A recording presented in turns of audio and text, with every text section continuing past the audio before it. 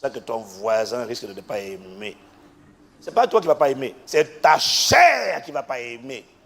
Ton esprit va dire l'heure de la victoire et de la délivrance a sonné dans ton cœur.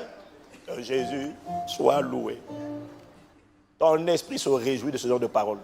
Il dit, ça fait longtemps que tu désobéis. Tu ne vas pas donner le volant au Saint-Esprit. Ta chair va dire, non, pas cette parole.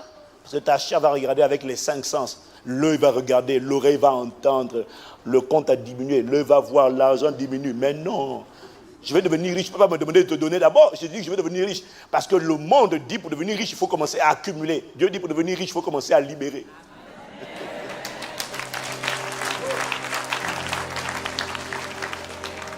Soudainement, les acclamations ont diminué. Oh Seigneur, c'est pas bon signe. Alléluia.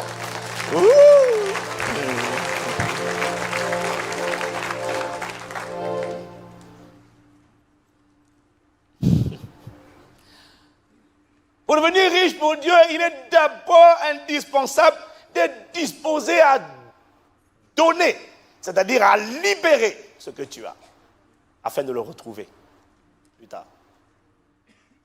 Quelqu'un me dit Amen? Donc, il est d'abord indispensable, non pas d'avoir tout au commencement, mais d'être disposé à donner, à semer. Dis encore Amen? Et ensuite, il est indispensable de croire dans cette parole qui déclare que lorsque tu es disposé à donner, à semer, la semence ne viendra pas de toi, elle viendra de Dieu. Il est le fournisseur de la semence. 2 Corinthiens 9, verset 10, version parole vivante. 2 Corinthiens 9, verset 10, version parole vivante. Si vous êtes avec moi, je vais entendre un bon Amen. Amen.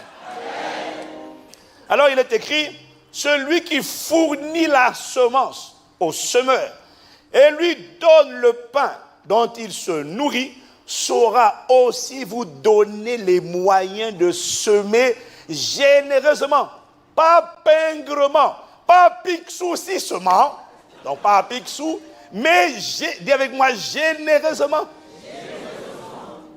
Qui a envie d'être généreux? Ah, vraiment. Mais commence la générosité maintenant. Et il continue en disant, c'est lui, en parlant de qui? Dieu, qui fera croître cette semence, qui la fera prospérer et porter des fruits qu'il pourra lui-même agréer. Dis à ton voisin, c'est Dieu qui donne la semence au semeur. Comprends ce premier principe. Dieu donne de la semence au semeur lorsque le semeur veut semer. Si le semeur veut semer peu, le semeur recevra peu. Dieu ne fait pas de gaspillage.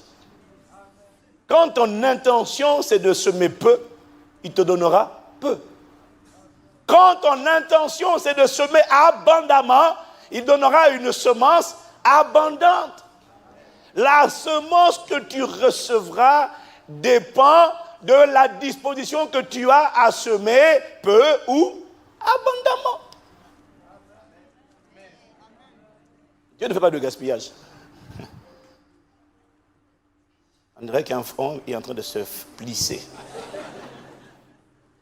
Un sourire est en train de disparaître. Hein? Je le vois réapparaître au nom de Jésus.